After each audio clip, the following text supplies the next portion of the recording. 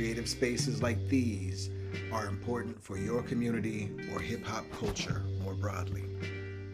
Ooh.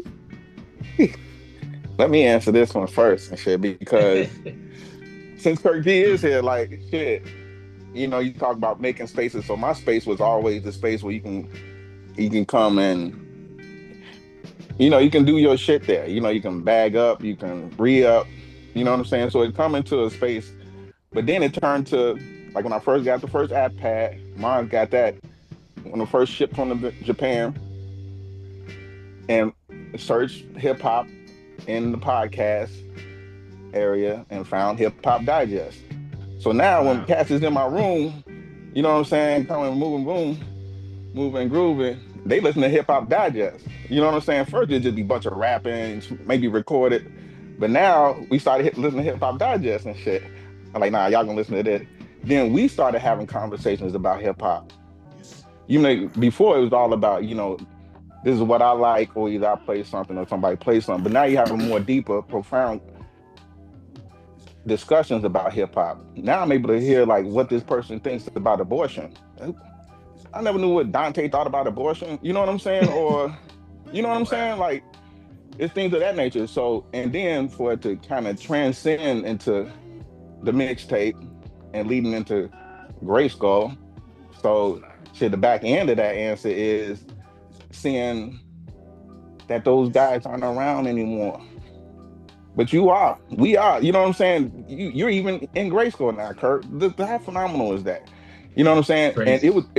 it took me to get rid of that dead weight because of what was going on in that. You know what I'm saying? So the thing I did on Instagram, I said I came close to being a ghost. Sometimes you rhyme but the rhyme creates itself. I came close to being a ghost inside an apartment. And that was the apartment I was referring to. Cause shit, motherfuckers kicked down my door, 20 pops in here, guns and shit. Man, I could have been a ghost. I, I literally was getting out the shower and opening up the door. ATF dude had the gun on my head and shit. Like, man, they never found it though. Well hidden. But you know what I'm saying? Well fucking hidden. Yeah. Man. I got a lot of editing to do tonight. God My man. Let's go. Man.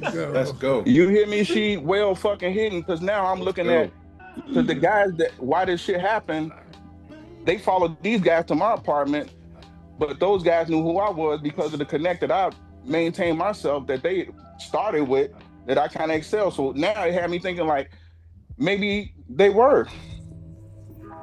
They wanted that connection. I gave them the connection. You the man. I'll get it through you now. For the last couple of years, I've been perpetrating going to them. Now I don't go to them anymore. They gone now. It was a slow process because you can't just cut them off because these are the streets. You know what I'm saying? So I understand that.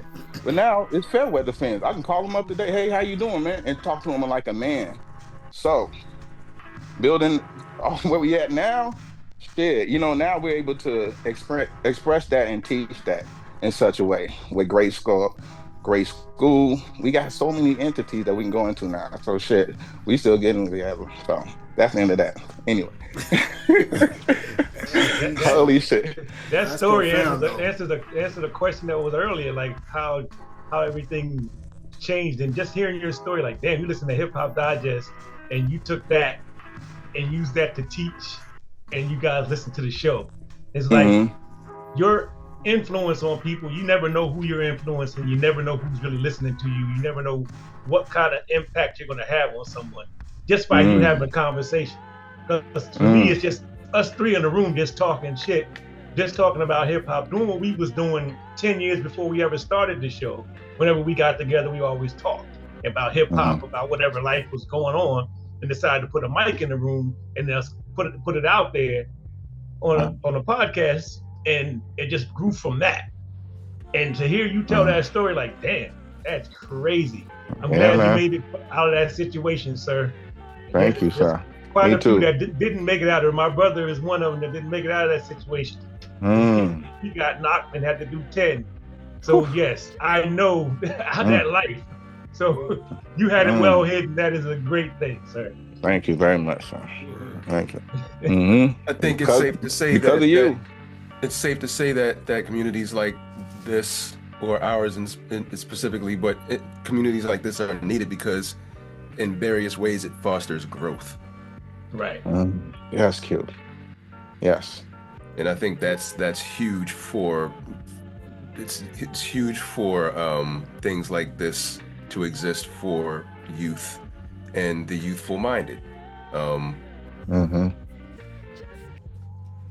As I mean, like, I've grown a lot over the past 2-3 years myself, you know what I mean, and it's allowed me to learn to communicate a little bit better with people and interact with people. Like I'm an introvert, and I also actually dislike humans as a species. So for me to be able to interact as much as I do in the way that I do, and be open to listening to people talk, even when I don't want to hear people talk, you know what I mean? Like, this is huge growth for me in various ways. So, and I think everybody gets something that helps them grow in some way or another in the conversations that we have, and opens our eyes to things that we might not have been exposed to otherwise.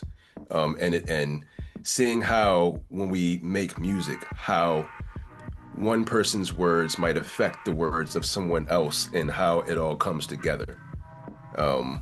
It's just it fosters growth in so many different ways, and it continues to expand outward as we see. Like, I came in at a point, and now there are multiple faces here that weren't here when I was here, when I first came in. You know what I mean? Like, we're growing outward as well, which is dope. Oh man, damn! I remember I was on UQ. I was like, man, you ain't never played on no team. Remember you always saying that shit to you? Yeah. You ain't gonna pass the ball to nobody. Oh, I'm sorry, brother. I'm so sorry, man. I do remember Ash saying that shit.